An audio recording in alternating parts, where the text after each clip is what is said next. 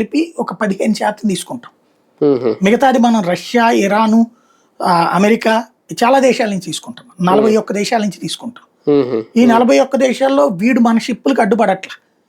ఎందుకంటే వాడికి బియ్యం ఇస్తున్నాము, పప్పులు ఇస్తున్నాము, ప్లస్ వాడికి వాళ్ళ షిప్పులు మనం కాపాడుతున్నాం.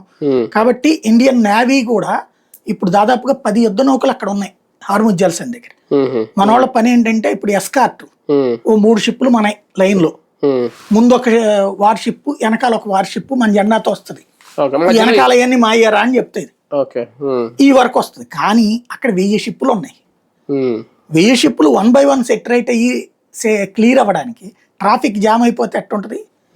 అది రోడ్డు మీద ట్రాఫిక్కే ఒక్కోసారి 2-3 రోజులు పడుతుంది. అది దాదాపు 3 వారాల స్ట్రక్ అయిపోయింది.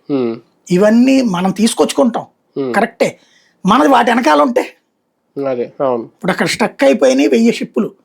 1000లో మనం 22 ఉన్నాయి. ఈ 22 వెనకాల ఎక్కడో ఉంటే దాన్ని ఎట్ట తీసుకురావాలి?